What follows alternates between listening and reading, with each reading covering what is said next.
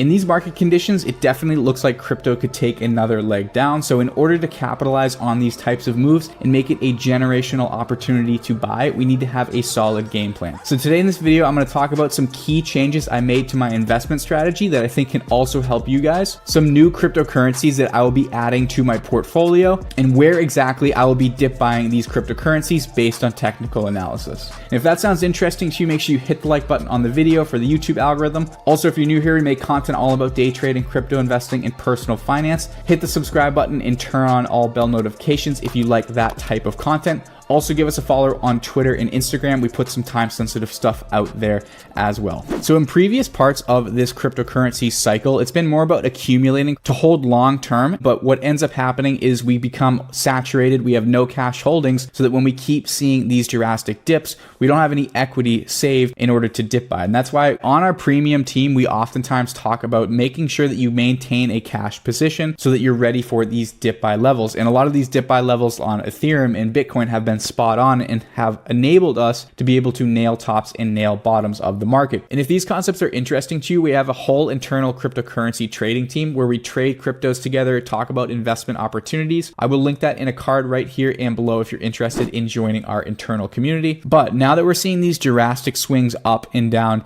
in Bitcoin, and we sort of have a range established in Bitcoin, I want to find new investments to be able to value invest in that are going to potentially outperform all of these larger cryptocurrencies without requiring a ton of new capital to enter the market. But in order to do that, we have to free up some capital and have cash on hand. So in order to do that, I made a few changes to my portfolio that I think are worth mentioning because you might be in a similar situation. The first thing I did is I took a look at my 1 to 5% allocations in altcoins and sold off a lot of the projects for a small loss in order to free up a lot of capital. Now, I'm sure a lot of us have altcoin holdings where we're basically just bag holding them at this point because the market is down, and obviously alts are oftentimes going to feel that as well. But in my opinion, it's better to take a 50% loss on your 1 to 5% allocation investments in order to free up that capital to then later on be able to invest in projects that can potentially 5 to 10x. Okay, if we just hold those altcoins and then the market continues pulling down, we could probably lose 80 to 90% of the equity in those alts. And then when the market recovers, a new set of altcoins will emerge and we won't be able to use any of that capital to be able to ride that next wave up. That's just the sentiment of the market. So I think it's worth realizing some losses and freeing up some cash so that you have cash on hand to be able to do this. And my objective for this market pullback right now is to have a cash position of about 20 to 25%. The second change that I made was I wanted to lighten the load on my overall holdings. So what I did was I went through my entire portfolio and I looked at where my average prices were on each thing. Then I took a Fibonacci from the most recent low to the all-time high to figure out where that 61.8 level was. And I found the investment vehicles that I had the highest average price on so that I could lighten the load on those for a small profit to be able to dip buy other cryptocurrencies later on. We can see that 61.8 value, which historically and based on Fibonacci is a really, really healthy range to value invest, especially when there's uncertainty in the markets. And it's really easy to just say, oh, okay, I'm going to dip buy this cryptocurrency, but deciding where you're going to sell it at the top is always an issue. So what my plan of approach for these new altcoins that I'm going to be adding to my portfolio is I'm going to be selling at the 161.8 level or the 261.8 level, assuming that we do see a massive breakout to the upside eventually after we've dip bought. And we're going to take a look at all of these technical levels on all of these portfolio buys in a second. With the volatility in the crypto market, it just makes sense to lock in some profits so that we can wait for more market volatility and get in at a better price, at least with a part of our position. So basically the goal was to get 20 to 25% cash to be able to reallocate into more aggressive, medium-sized cryptocurrency projects that could potentially outperform Bitcoin, Ethereum, and BNB. And it's always important to remember your portfolio allocation based on size and objective. So the rule of thumb that I usually follow for large portfolios that have a focus on capital preservation and steady growth, we have large cap, which is $10 billion plus market cap at 75% allocation, medium cap at 15% allocation, and then small to micro cap at 10% allocation. That way the priority is in capital preservation, and then we do have those smaller allocations for growth in altcoins and speculative investments. But if we're wrong about it, we're not going to burn a large size portfolio that we've been accumulating for a while. And then for a medium portfolio with the focus on growth and preservation,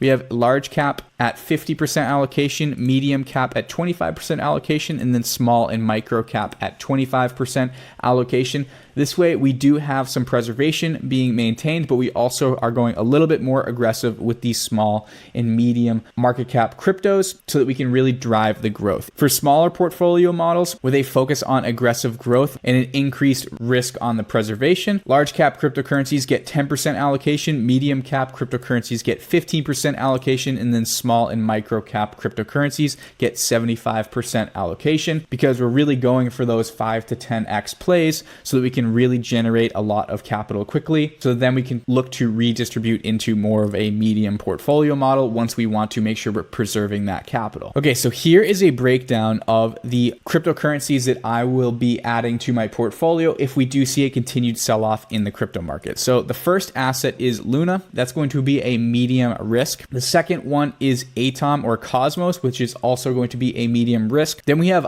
Loopring at high risk. We have Solana at medium risk, and then Ethereum at low risk. So we talked about Terra Luna in a previous video, so I'm not going to harp on about all of the details as to why I like it. I will link that in a card up top right here. But basically we're seeing Terra Luna as the second largest DeFi protocol with the most TVL. And if we look right here, Anchor Protocol, which is the #1 lending protocol on Terra Luna, has climbed its way up to 7th place in overall largest TVL. And I really just like Luna because it's deflationary and it decentralizes stablecoins, which I think is going to allow for mass adoption. Basically, we really started to see this first initial trend established right at this low point right here. So once again, like we always do, grab Fibonacci from swing low to swing high up to this high right here and see where some of these price levels are starting to come in and react off of the price. We also have this uptrend established off of these lows on Luna right here, but all of these charts seem to be doing head and shoulders patterns right now, which Bitcoin sort of threatened to do before, but it looks like they're actually coming to fruition. But the reason I have my dip buy level set at 42 is because #1, that's a 61.8 for Luna, but if I'm wrong about the Elliott wave analysis, and this is the 2 to 3, our 4 wave is right here, and then this is our 5. This means that this move right here could potentially be an ABC correction. If we do see this to be an ABC correction, if we use our inverted Fibonacci right here, that would put our 161.8 value right here very, very close to the 61.8 level. This would put our 161.8 retracement point really close to the 61.8 level. So really between 54 and 41, I wanted to wait to try to add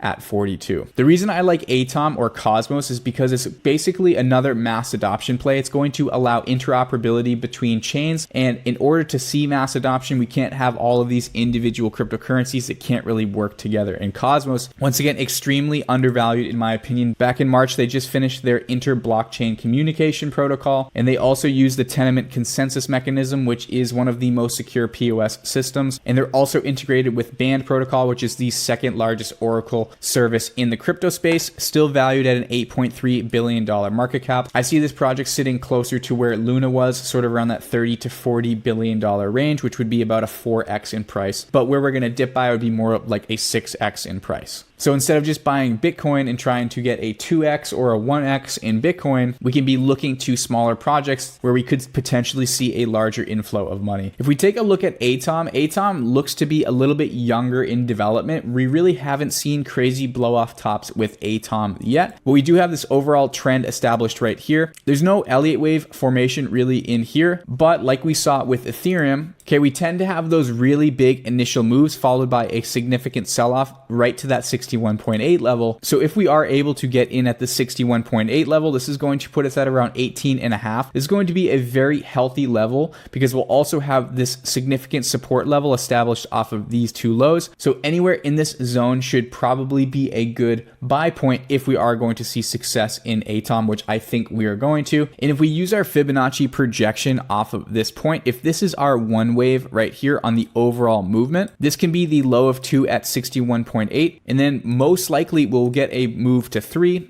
up to this level, and the 161.8 is oftentimes a projection level where we do see the prices move up to and then further sell off. Risking off of it going to zero, we can get a 3 to 4x in price. And if we buy in at 18.5, would put the market cap at about $5.2 billion, which a 4x on that, which would only put us at about a $20 billion market cap, which moving into the future is probably going to be nothing comparatively to what Cosmos future potential is. So even if we just closed out some of our position here and shot for a 261.8 profit target at 116, and if we were to see the price go up to $116 per ATOM token, that would really only bring it to around a $35 billion market cap, which in my opinion, moving forward is not hard to do. And this is a significant play that can potentially really outperform the overall crypto market. Then if we take a look at LRC could potentially be the future of the ETH scaling solution, could potentially bring mass adoption to the NFT marketplace, especially as ETH 2.0 drops potentially 6 months away from here. We did see a massive run up in price action followed by a crazy sell off. Now this isn't particularly a healthy chart pattern in my opinion, but even if we see some sort of speculation around LRC and it doesn't even come to fruition that it becomes a huge blockchain and takes over the NFT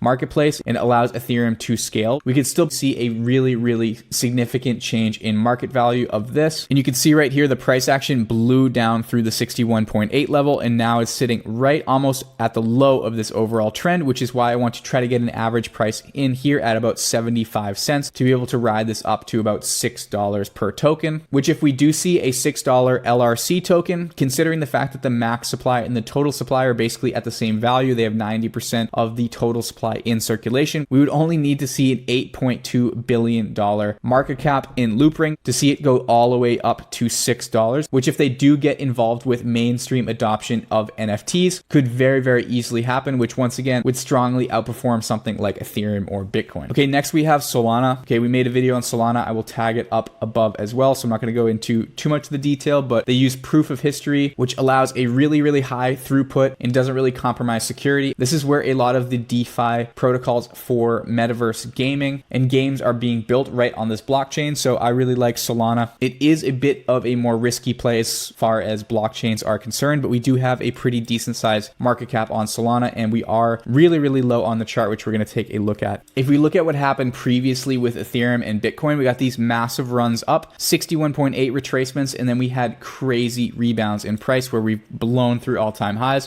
which could be an extraordinary opportunity on Solana. And then also we have Ethereum. Okay, I'm not going to break down Ethereum, but basically if ETH 2.0 is threatening to be dropped in June, which could have mixed results in the price action, but leading up to that, once we start seeing some rumors about it, I think Ethereum could be one of the plays that recovers very quickly. And I think even with mass adoption, Ethereum is definitely going to be in the mix. And it tends to grow a little bit faster and be more reactive than Bitcoin. So I think it's a smart play to add to. Then of course, if we take a look at Ethereum, we can see off of this channel right here, if I do a trend off of this high and then clone the line down, I brought it down to this low right here, which is right currently where the price is sitting, potentially rebounding off of this level right here. But we also do have this low right here and the price action of the low down here, which would also bring us down to the 61.8 off of this overall high. And because we've been dip buying Ethereum, especially on our premium team, I want to wait for a lower price to get in at 1900. But I do think regardless of where the crypto market goes, Ethereum has another significant push up to high, and the 161.8 value on this would bring us to about $7,500 per Ethereum token. But anyways, guys, if you're still here, make sure you hit the like button on this video. If you haven't done so already, make sure you hit the subscribe button and turn on all bell notifications. I just wanted to do an update video on some dip buys and some things that I'm adding to my portfolio and potentially how you can reshape your portfolio to allow for these opportunities. So I just wanted to make sure that I got this sort of informal video out to you guys. But that's it for today. Until next time, I will see you all in the next video.